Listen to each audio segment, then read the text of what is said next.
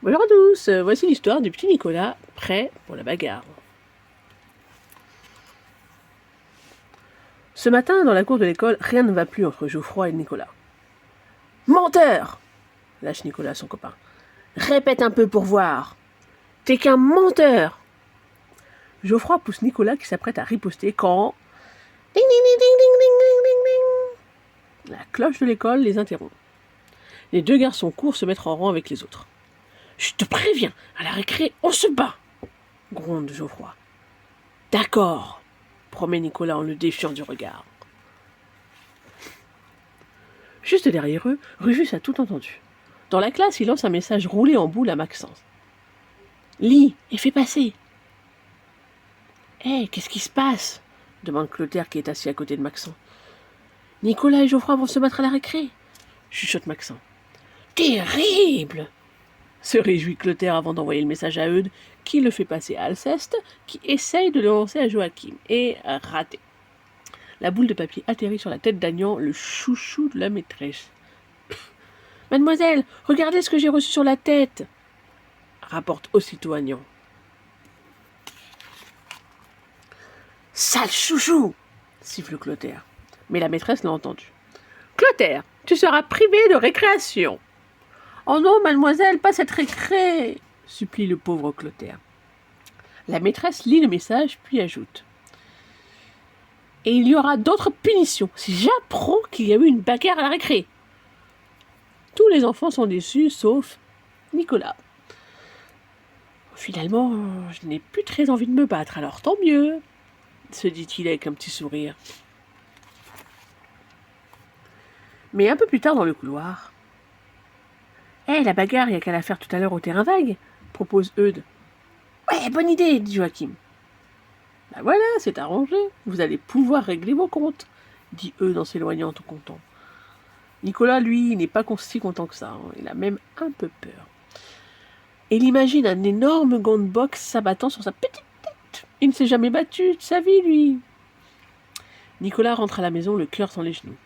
Son père est dans le jardin en train de tailler la haie. Dis papa, ça t'est déjà arrivé de te battre? Me battre?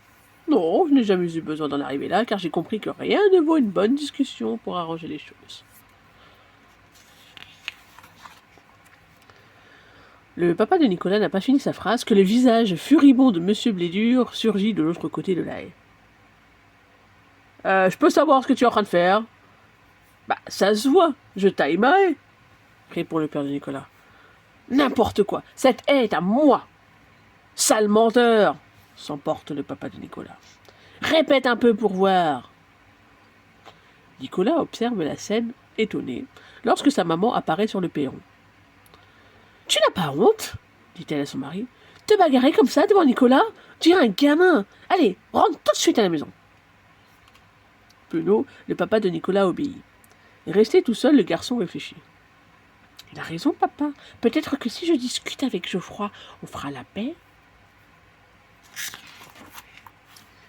Nicolas est arrivé le premier au terrain vague. Soudain, il entend des pas derrière lui. Voilà Geoffroy. T'as toujours envie de te battre, toi? Dit Nicolas d'une petite voix. Bon, plus tellement, répond Geoffroy. Pareil pour moi. On fait la paix alors? Propose Nicolas. Les deux garçons vont pour se serrer la main lorsqu'un cri résonne à l'entrée du terrain vague. Venez vite, ils sont là! C'est Eudes, suivi de toute la bande. Oh là là, j'ai drôlement hâte que la bagarre commence, lance Alceste. Moi, je parie que c'est Geoffroy qui va gagner, affirme Rufus. T'es pas fou? Nicolas va l'étaler en moins de 2, proteste Clotaire. C'est alors que Louisette arrive un ballon à la main. Salut les gars, ça vous dirait de faire un foot? Oui, mais d'abord Nicolas et Geoffroy doivent se battre, répond Alceste. Ah bon? Mais pourquoi? Fit la fillette, surprise. Tiens, c'est vrai. Pourquoi vous voulez vous battre d'ailleurs? Demanda Alceste. Nicolas et Geoffroy se regardent gênés. Bah, on ne se souvient plus très bien en fait, avoue Nicolas.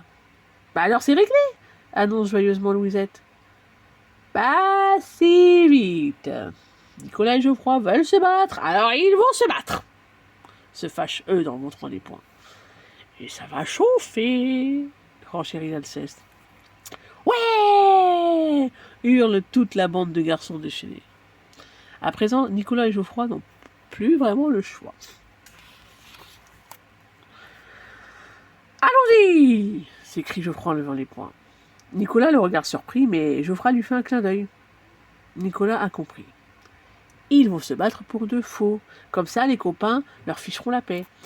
Et paf, et bang, bang, les deux garçons sautillent et s'envoient des coups imaginaires. Soudain, Geoffroy fait mine de tomber en arrière et se roule dans l'herbe. Aïe, ma cheville, gémit-il. Puis il se dépêche d'ajouter. Je ne peux plus me battre. Ah, les copains sont déçus. Ah non, c'est trop facile. On n'a qu'à lui trouver un remplaçant, dit Maxent. Je suis volontaire, rugit Eudes. Non, je refuse de me battre contre toi. Tu ne m'as rien fait, répond Nicolas. Dis plutôt que tu dégonfles, lâche Joachim. Ouais, espèce de trouillard, rigole Rufus. Pour le coup, Nicolas sent la moutarde lui monter au nez. Trouillard, moi, je vais vous montrer, espèce de guignol. Et bang, Nicolas shoot de toutes ses forces dans le ballon qui se trouve à ses pieds, et paf, c'est Louisette qui le reçoit en pleine figure. Vous n'êtes que des brutes, je ne jouerai plus jamais avec vous, hurle la fillette en larmes en courant hors du terrain. Bravo. Non mais, tu as vu ce que tu as fait? Non, c'est je crois, Nicolas. C'est pas de ma faute, proteste Nicolas. Menteur. Très bien, puisque c'est comme ça, on va vraiment la faire cette bagarre. Entendu, rendez-vous demain, même endroit, même heure, gronde Geoffroy.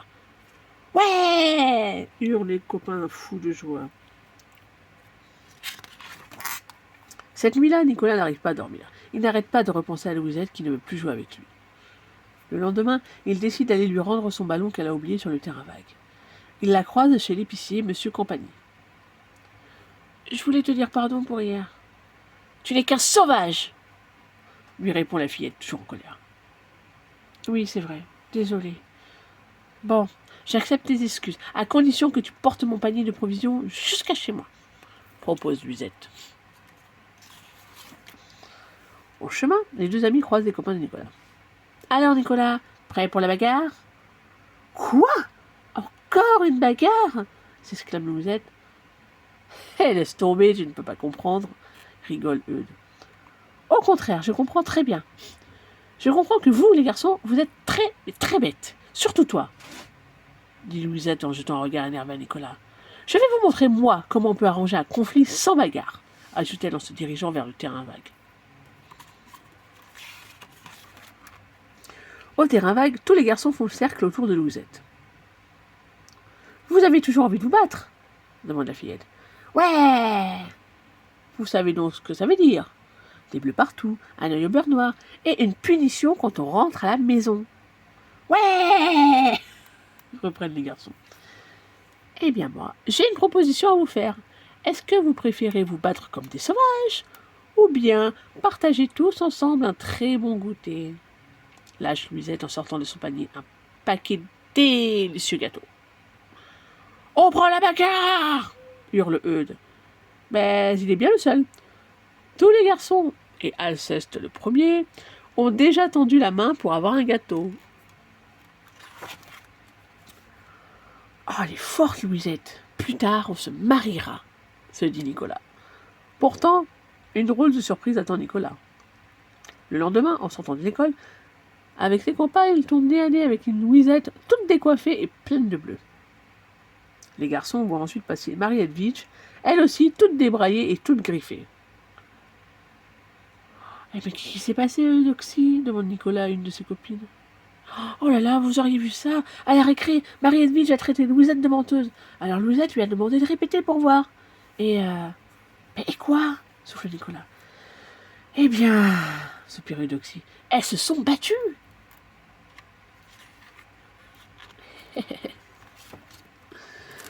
Et voilà la fin de l'histoire. N'hésite pas à venir liker et surtout à t'abonner. Merci et à la prochaine.